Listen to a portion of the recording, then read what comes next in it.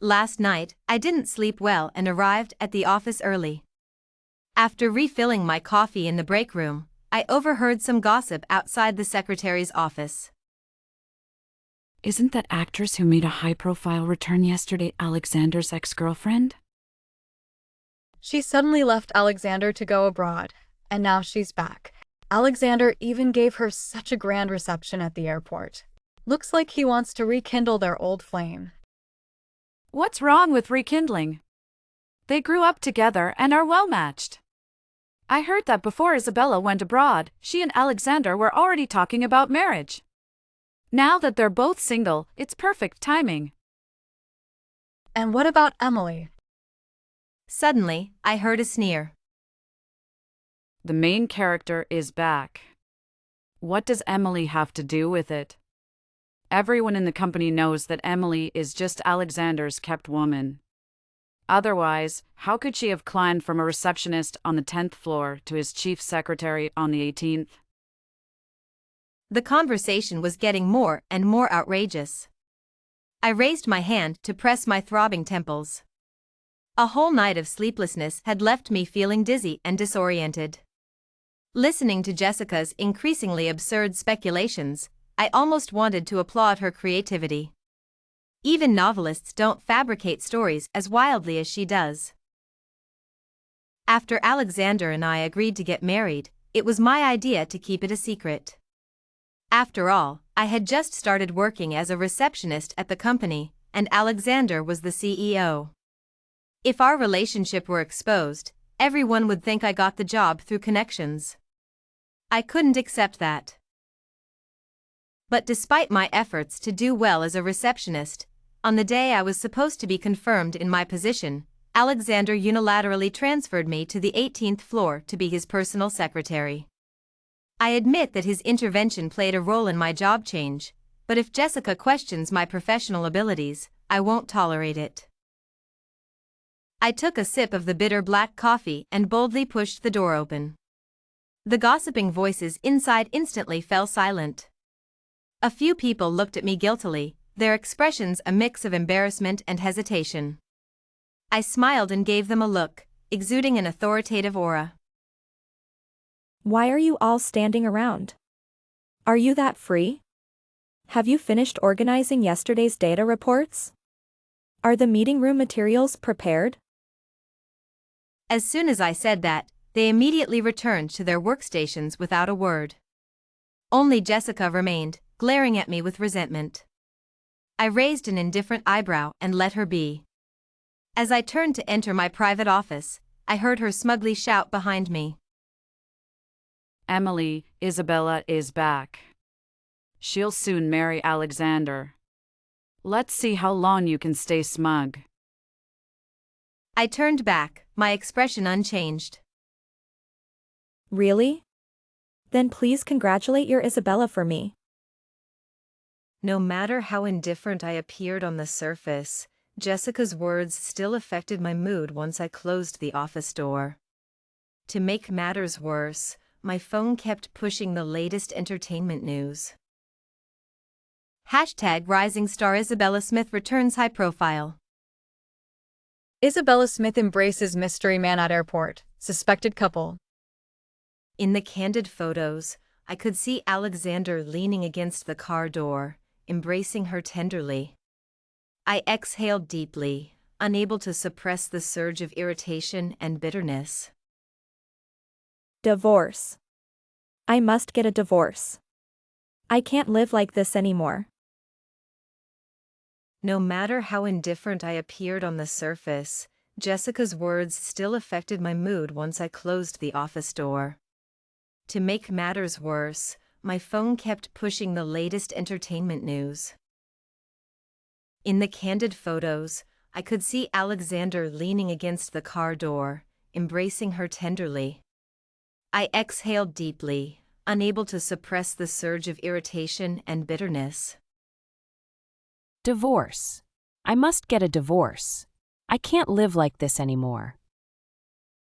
Alexander and Emily had a marriage of convenience. They met through a blind date. That day, by a twist of fate, Emily mistook Alexander, who was also forced by his family to attend the blind date, for her actual date. He was visibly stunned when he saw her, only snapping back to reality after she reminded him several times, and then resumed his indifferent expression. I'm Alexander Carter. Carter?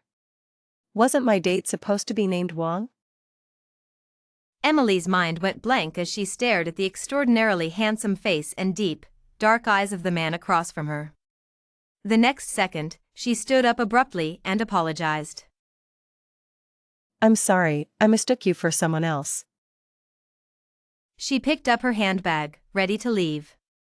Unexpectedly, Alexander called out to her calmly. Miss Johnson, if you don't mind, we can still have the date. After that night, Alexander added Emily on WeChat, but he never initiated a conversation. Attracted by his outstanding and charming appearance, she initially held on to the hope that he would make the first move. However, after a week of silence, her emotions fluctuated from joy and anticipation to disappointment and then back to calm. Fine. Alexander gradually faded from her life. She consoled herself, thinking it was just an unexpected twist in her otherwise dull life. Half a month later, Emily's mother suddenly fell seriously ill. The enormous medical expenses left her struggling, and even after borrowing from everywhere, she couldn't gather enough for the costly kidney transplant. Desperate, she found a job selling drinks at a nightclub with the help of a friend. Why would you stoop so low to do this? Because the money comes fast here. Unexpectedly, the first customer she encountered was Alexander. He was lounging in the dim corner of the private room, lazily smoking. When he saw her in the nightclub's tight uniform that barely covered her thighs, they both froze. A man with ill intentions approached, ready to touch her. The new waitress has such a hot body, and her face looks so pure. Ah. Before he could finish, Alexander grabbed his hand, and with a sickening crack, the man screamed and fell onto the sofa. Alexander then dragged Emily out of the room with a grim expression. Mr. Carter, what are you doing? Alexander's thin lips pressed into a straight line, his gaze complex and intense, making her avert her eyes in panic. Then she heard his deep, hoarse voice. Emily Johnson, I'll give you 20 million. We'll get married, and after 2 years, you can have your freedom back. Think about it. Emily's mind went completely blank. He asked her to consider, but she had no time to think. Her mother was lying in a hospital bed, needing a large sum for a kidney. So, when Alexander drove her home, she almost immediately agreed to this seemingly absurd and outrageous proposal. Okay. Alexander Carter moved swiftly. The next morning, he was already waiting downstairs at my apartment. Dressed in a suit and tie, hair meticulously styled, he looked out of place in the old residential area. I froze in my tracks, unable to hide my shock. Alexander's gaze fell on me, his brows furrowing slightly in obvious disapproval. We were both going to get our marriage certificate, but while he was dressed as if attending a high-profile meeting, I was in a white t-shirt with jeans and sneakers, with just a layer of sunscreen and hastily applied lipstick. Did you bring the household registration book? His question was redundant, but under his persistent gaze, I couldn't help but give him a definite answer. I did. Only then did his tightly knit brows relax a bit.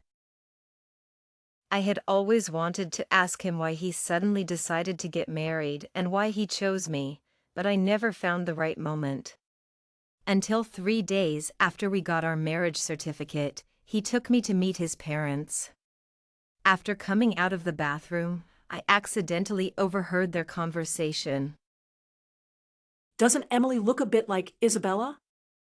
It seems Isabella's breakup and departure really hit him hard. Alexander, could he be using Emily as a stand-in for Isabella? It's truly unfortunate. Don't let Emily hear this, or she'll cause a scene. I lowered my eyes. That's when I realized Alexander had a beloved ex-girlfriend, and I just happened to resemble her. He was using me as a stand-in. No wonder. Snapping back to reality, Emily sighed inwardly, preparing to persuade Alexander once more. They should part ways amicably and maintain their dignity. Suddenly, she saw him bend over the desk, looking unwell. Her heart skipped a beat and her body reacted before her mind could catch up. She rushed to support him, her voice filled with concern. What's wrong? Is it your stomach again? Have you not been eating properly? In her anxiety, her tone grew harsher, unable to hide her worry and a hint of reproach. Where's your medication? Alexander didn't seem annoyed at all. Instead, a faint smile appeared on his lips. He obediently pointed to the suit jacket hanging on the coat rack. Over there. Sitting on the office couch, Emily watched him with a complex expression as he took his medication. Once his face showed some improvement, she spoke directly. Mr. Carter, about the divorce. Emily, his voice unusually gentle and devoid of its usual authority and coldness. The fatigue and weakness in his expression made him look pitiful and harmless. I'm hungry. Take me to eat first. Emily was exasperated. Alexander had once again avoided the topic of divorce. But it was lunchtime, and she noticed Jessica glancing into the office through the blinds. She took a deep breath and looked away. This wasn't the place to discuss such matters. Emily drove Alexander to his favorite private restaurant. Since becoming his secretary, her dining venues had shifted from the company cafeteria to various high-end private restaurants. Enjoying the boss's perks, she got to taste gourmet food on the company's dime. Jessica had once made snide remarks to Emily about it. Some people, no matter how high they climb, can't wash off that rustic smell. She was just envious and jealous. Emily understood. When she was still a receptionist, Jessica was Alexander's secretary. Then Emily was parachuted into the position, taking her place and her opportunities to work closely with Alexander. Especially when she saw Alexander taking Emily along on business trips, banquets, and meals, her eyes seemed to want to devour her. Jessica often spread rumors throughout the company, accusing Emily of shamelessly seducing Mr. Carter and exchanging intimate favors for work benefits that others could only dream of. She called her a shameless vixen. Even a clay figure has some temper. Annoyed, Emily smiled and retorted. What can I do? Mr. Carter relies on me too much. I can't push him away. After successfully making Jessica's face turn green and white, Emily walked into the CEO's office without knocking and reported her work mistake that led to a major client complaint.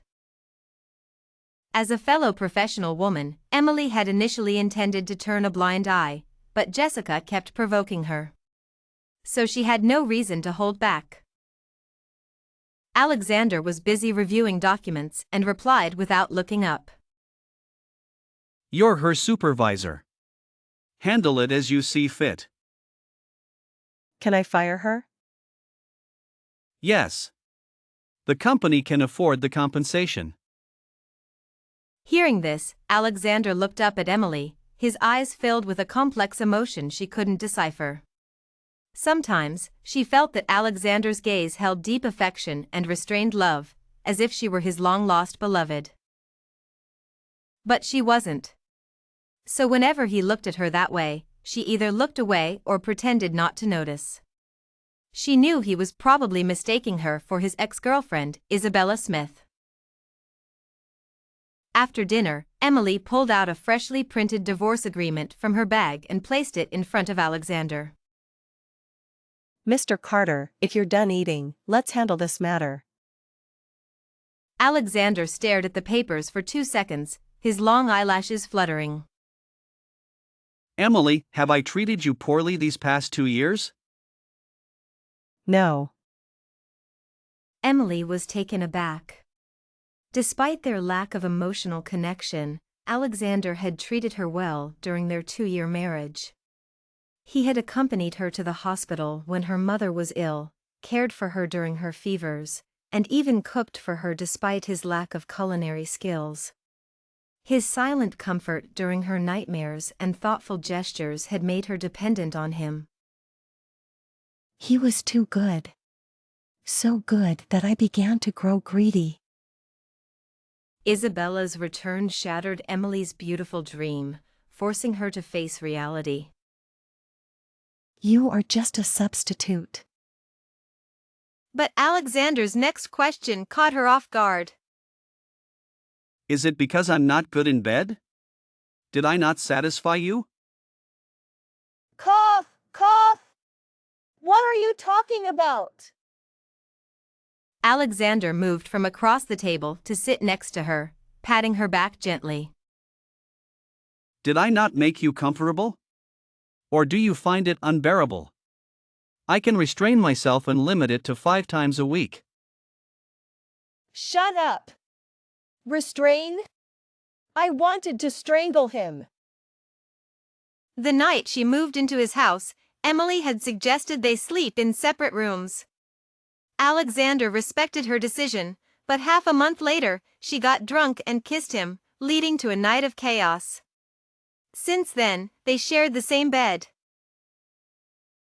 In the candid photos, I could see Alexander leaning against the car door, embracing her tenderly. I exhaled deeply, unable to suppress. 1 billion. Honestly, I was tempted for a couple of seconds. But I quickly came to my senses, grabbed my bag, and fled, afraid that my shaky resolve would collapse and I'd succumb to the allure of the money. I ran so fast that I didn't notice the smug smile curling at the corners of Alexander Carter's lips behind me. Isabella Smith had only been back in the country for a couple of days, yet she was already a frequent topic in entertainment news, and even my colleagues were whispering about her. Especially Jessica, who seemed to go out of her way to annoy me by talking about it in the secretary's office. I didn't expect to meet the legendary white moonlight of Alexander Carter so soon. Isabella Smith made a sudden appearance on the 18th floor, wearing a striking red dress and sunglasses, accompanied by her assistant carrying a bunch of afternoon tea. Wow! Isabella! It's been years, and you're even more beautiful now. I'm Jessica. My dad is Uncle Smith's driver. Do you remember me? Of course. Narrator Isabella gracefully extricated her arm from Jessica's grasp, her smile perfect. I brought some afternoon tea for everyone, courtesy of your boss. Everyone's been working hard. Isabella is our future boss's wife. You all know what to do, right? Everyone joined in the knowing cheer. Thank you, boss's wife. The commotion reached the CEO's office. At that moment, I was struggling to read through project documents on the guest sofa, the dense French text giving me a headache. A man's indifferent voice came through. Don't leave until you've finished. Mr. Carter, are you deliberately giving me a hard time? Yes. I had minored in French in college, but after years of working, I had forgotten most of it. Alexander Carter knew this. Yet he still insisted I translate these professional French documents. I had been in his office for over an hour. If I didn't leave soon, people outside would start gossiping about our relationship.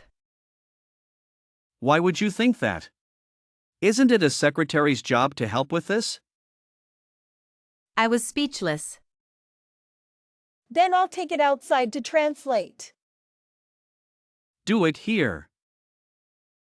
Listening to the flattering thank you, boss's wife from outside, I suddenly sneered. Mr. Carter, your future wife is outside. If she sees me here, it might cause misunderstandings. People are already saying I have an inappropriate relationship with you, that I'm using you to climb the ladder. We don't want to give them more ammunition. Alexander Carter put down his pen, his expression a mix of amusement and mockery. Does it bother you? Isn't a secret marriage an inappropriate relationship? Why don't we just go public? Alexander Carter. I warned, calling his name. Alex. Isabella's sweet voice accompanied her graceful figure as she appeared at the door. Our voices overlapped, but mine was louder, overshadowing her soft tone. For a moment, all three of us were stunned. Isabella's expression was particularly interesting. I was the first to stand up from the sofa, straightening my slightly wrinkled pencil skirt, adopting the professional demeanor of a chief secretary. Ignoring their presence, I said, Mr. Carter, I'll head out now. Call me if you need anything. Alexander Carter's thick eyebrows furrowed, his gaze fixed on me. He wanted to call me back, but Isabella beat him to it. She glanced at me from the corner of her eye, carrying a delicate food box towards Alexander, her tone probing. Alex, who is this? I'm Alexander Carter's secretary, Emily Johnson. I answered calmly, though my heart was pounding with nerves. So, you're the secretary. Could you please make me a cup of coffee? Thank you. Sure. Emily, let Jessica make the coffee. You continue with the translation. Seeing through her intentions, Isabella pouted, dissatisfied. Alex, you're so protective of your secretary? I silently left the office, pretending to be invisible, but Alexander Carter's deep, cold voice still reached my ears clearly. She's my employee. Who else should I protect? Half an hour later, Isabella Smith emerged. Alexander Carter followed behind her, his arm draped over his suit jacket, the top two buttons of his white shirt undone, giving him a casual, unrestrained look. He walked over to my desk in front of the other secretaries. If the project documents aren't translated by today, continue tomorrow. I have to go out for a bit. Cancel my afternoon appointments. Then, in a deliberately softened tone, he added, Wait for me after work. I'll take you to the old house for dinner tonight. It's okay, Mr. Carter. If you're busy, I can take a cab myself. Be good. Wait for me. With that, he gave me a deep look before turning to leave with Isabella. I withdrew my gaze, the sound of my typing on the keyboard becoming increasingly loud and aggressive. Like I'd wait for you. 7 o'clock in the evening. An hour past quitting time, and I still hadn't received a call from Alexander Carter. Tonight was Mr. Carter Sr.'s 80th birthday family dinner. Even though I was planning to divorce Alexander, I still needed to play the role of the eldest daughter-in-law of the Carter family for the last bit of time.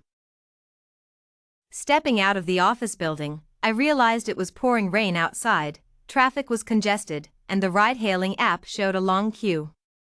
Taxis were stuck outside the complex, a distance away from the building. I hesitated between running out and getting soaked or being late. Finally, I steeled myself, using my bag to shield my head as I prepared to dash out. Just then, my phone rang. Emily, step back to the entrance and don't move. Do you want to get soaked in this heavy rain? 2 seconds later, when I remained silent, his tone softened. I'm already at the entrance of the complex. It's a bit congested. Wait for me there. Once in the car, he didn't start driving immediately. Instead, he took my hands, frowning as he rubbed them. Why are they so cold? Are you feeling chilly? I didn't respond, quietly watching him as he turned on the car's heater to warm my hands, his eyes full of concern. Didn't you say you'd pick me up after work? Why are you so late? His actions paused for a moment. I tried to find any trace of guilt or panic on his face, but whether due to his excellent acting or genuine innocence, I saw nothing unusual. He leaned over to fasten my seatbelt. Sorry, something unexpected came up and delayed me. I discreetly sniffed his collar. Noticing, he smiled faintly, remaining still to let me smell. Do you detect any scent? I smell a woman's perfume. Are you sure? Smell again. He leaned closer, his prominent nose brushing lightly against mine, his cool, intense scent enveloping me. My heartbeat quickened, and in a fluster, I pushed against his chest. What are you doing? Who wants to smell it?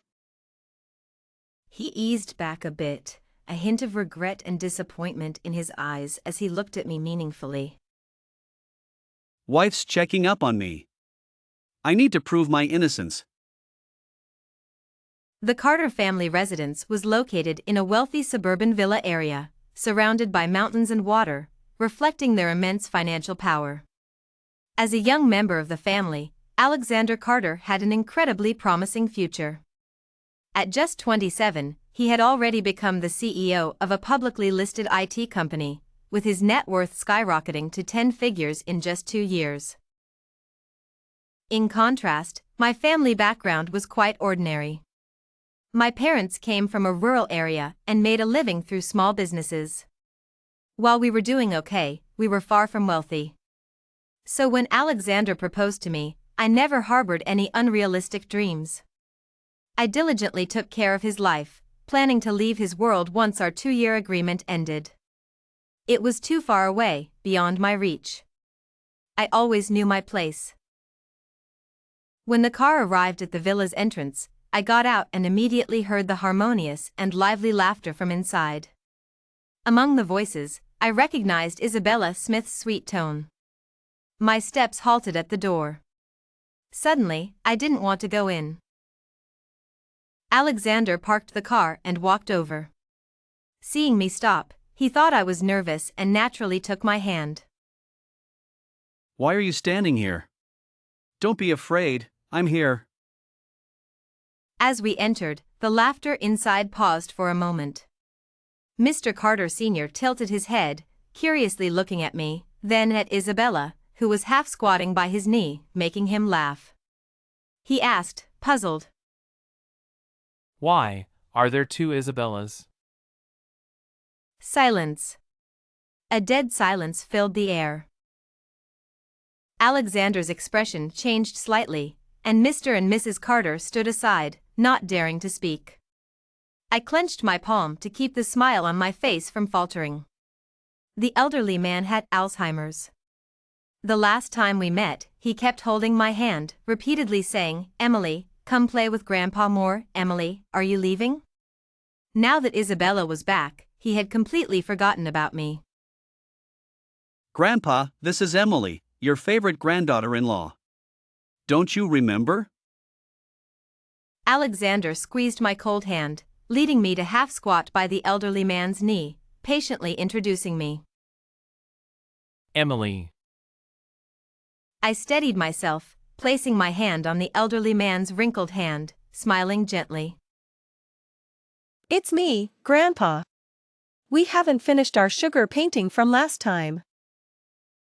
Mr. and Mrs. Carter looked embarrassed. Mr. Carter Sr.'s earlier words had put everyone in an awkward position, except for Isabella. I asked Alexander. Why is Isabella at the Carter family dinner? Alexander was peeling an orange for me at that moment. Hearing my question, he glanced at me and casually replied.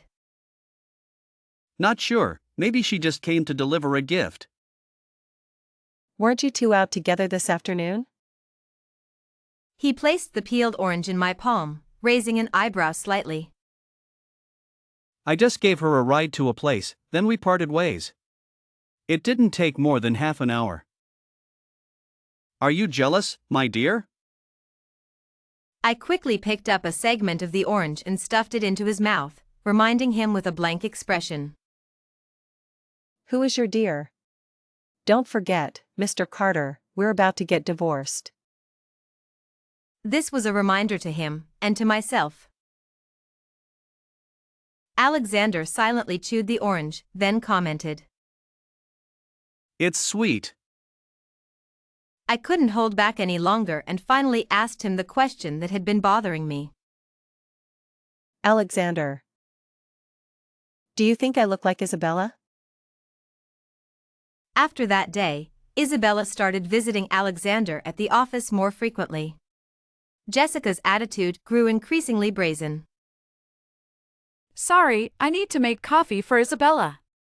I won't have time to work on this proposal. Isabella invited me to help pick out gifts for Mr. Carter. I won't be back this afternoon. Jessica flaunted her freshly manicured nails, her demeanor as carefree as if she were the boss.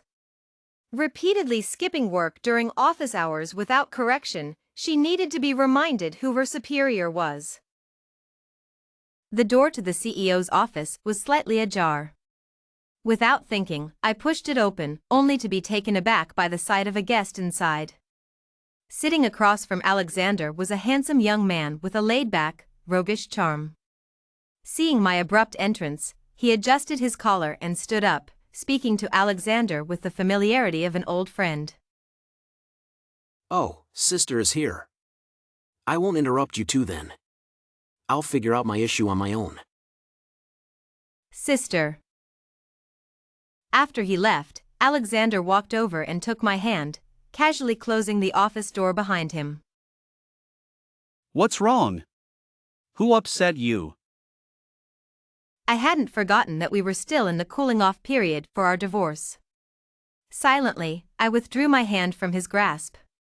At the last family dinner at the Carters, I had asked him if he thought I resembled Isabella. He had replied, Yes and no. The next day, without another word, I dragged him to the Civil Affairs Bureau to file for divorce. The staff informed us that there was a 30-day cooling-off period.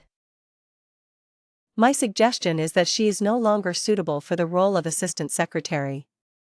How you handle it is up to you, Mr. Carter. Alexander seemed to pick up on something from my expression. Then let her go. He then dialed the HR director. Jessica Brown from the secretary's office has shown a poor work attitude. Advise her to resign. Resolve it by the end of today. After discussing business, I had no desire to stay longer and turned to leave. He called out to me.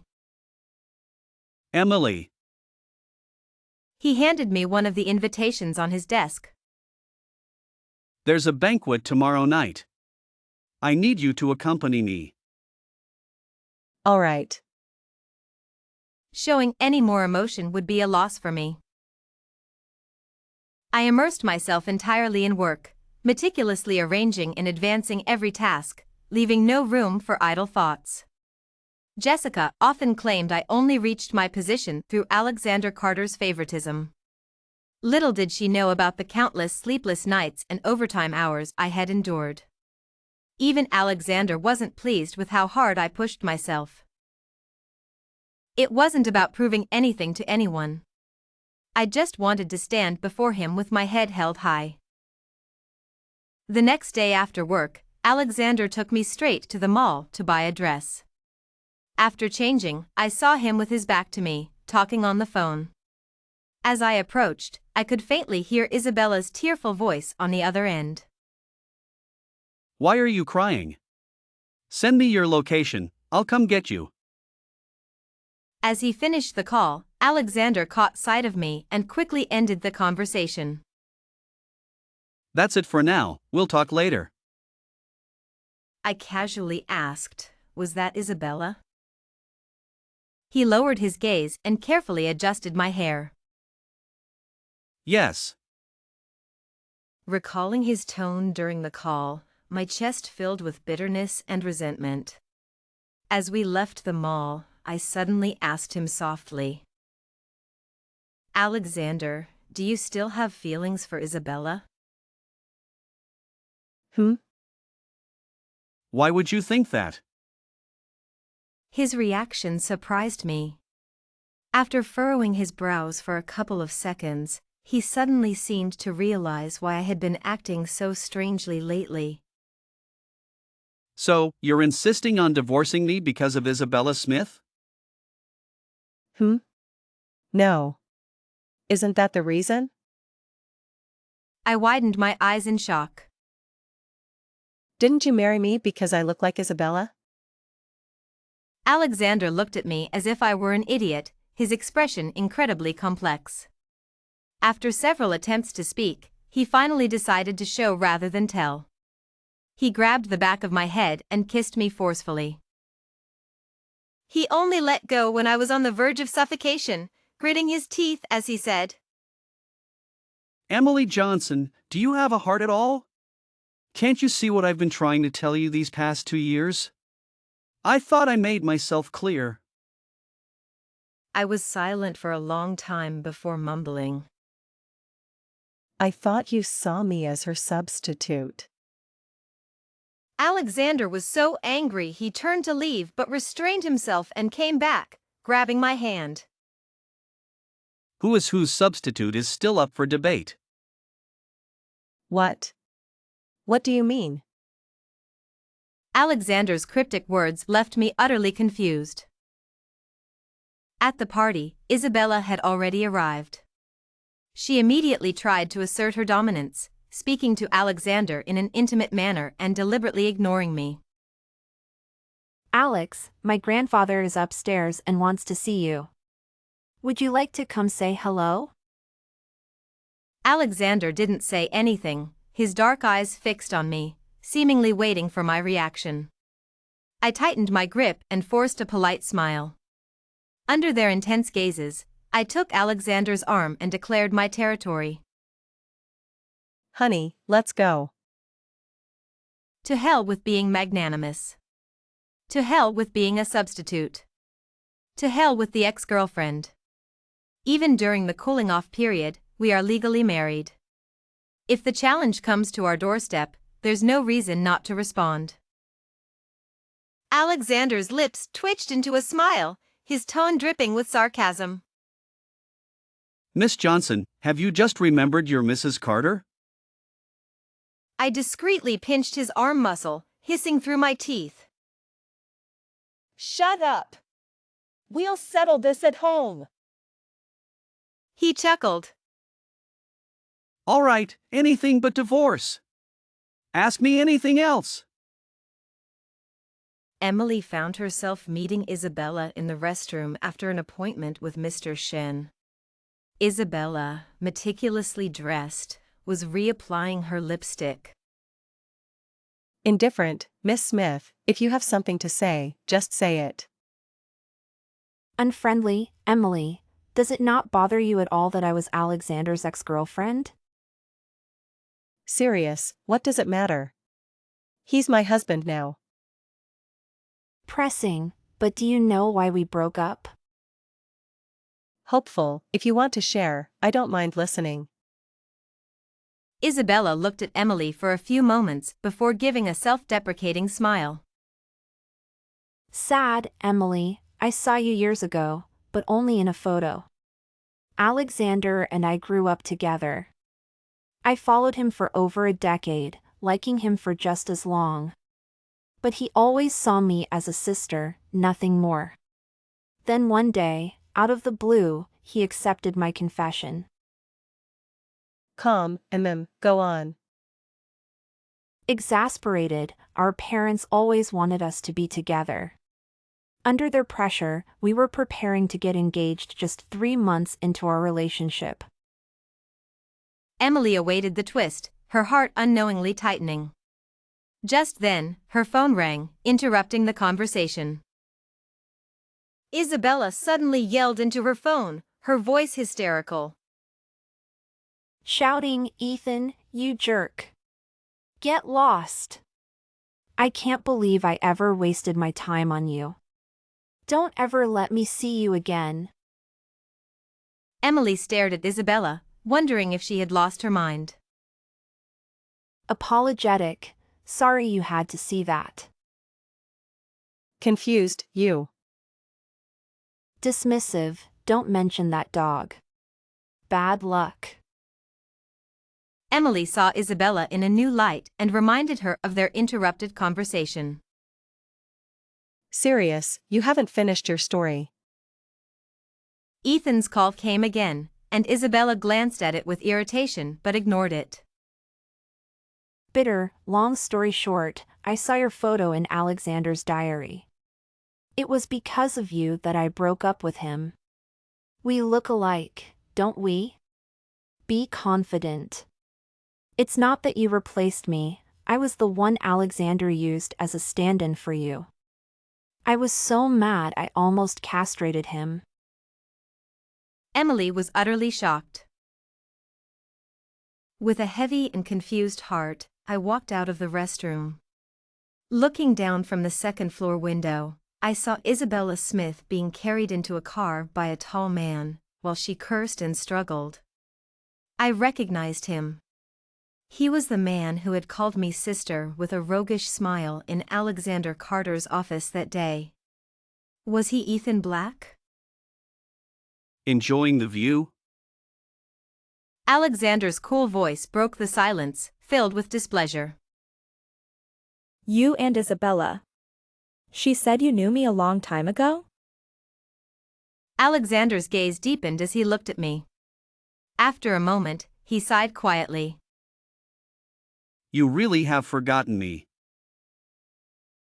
The banquet was halfway through.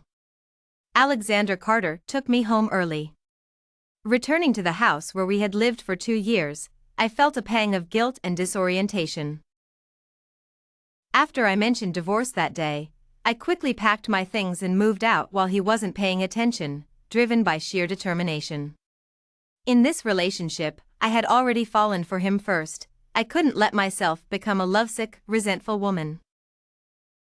Honey, you've left me alone for almost half a month. And who was it that stayed out all night? Yes, speaking of that, I started to tally up the grievances. If you say there's nothing between you and Isabella Smith, then what was all that about at the airport, the grand reception, the flowers, the embrace, and the overnight absence? Feeling guilty, Alexander decided to use his charm. His dark eyes fixed on me as his long, slender fingers began to slowly unbutton his shirt. Isabella heard that after 2 years of marriage, I still hadn't won your heart, so she came up with this plan to provoke you. Unexpectedly, it worked too well. I immediately filed for divorce. Caught off guard, he tried to buy me off with money, not knowing that after years of working, I had saved up a considerable amount and was no longer swayed by such tactics. The grand reception and flowers were arranged by Ethan Black, the embrace was staged, and the overnight absence was because I had to rush out of town for urgent business. I promise, I adhered to all the principles of a faithful husband. This turn of events was truly unexpected. Alexander's shirt was now fully unbuttoned, revealing just enough to be enticing. He knew that during our intimate moments, my favorite part to touch was his abs, so he guided my hand there. But I never thought you always believed I was using you as a stand-in for Isabella. His tone was a mix of grievance and anger. I swallowed hard, my body honestly caressing him, while I stubbornly said, Everyone says so, and I do look somewhat like Isabella. Anyone would have doubts. You're not. You're not anyone's stand-in, you're the one I've secretly loved for so many years. He suddenly leaned in and whispered in my ear, his voice magnetic. I clung to the last shred of my sanity. Then why didn't you tell me you had a crush on me earlier? Alexander Carter and I met in Stone Creek Town. That year, He had just returned from studying abroad and had taken a month off to travel before joining his family's corporation. Stone Creek Town, where my grandfather lived, was his final stop. By sheer coincidence, his car broke down on a remote country road. My father happened to be riding his motorcycle back from the town clinic, where he had taken me for a fever, and gave him a lift. I was delirious with illness, vaguely aware of the warm chest behind me. My body shivered with cold, and I instinctively leaned into him, seeking warmth from the stranger. He stayed next door to us, but I had never noticed him before. However, he could often see me in the yard from his window. The only memory I had of him was on his third day in the town when he collapsed at our doorstep due to a sudden bout of gastroenteritis. I dragged his unconscious body to the nearest clinic. But summer vacation was ending, and I returned to the city the next day. I never saw him again. Years passed, and he grew more mature and composed, embodying the image of a successful man with a completely different aura. No wonder I didn't recognize him. I tried to maintain my composure, but Jessica's words had already pierced through my calm facade the moment I shut my office door. To make matters worse, my phone kept flashing with the latest entertainment news. Rising star Isabella Smith returns high profile. Isabella Smith embraces mystery man at airport, suspected couple. The candid photos revealed Alexander leaning against the car door, embracing her tenderly. I exhaled deeply, struggling to contain the surge of irritation and bitterness. Divorce. I must get a divorce. I can't live like this anymore.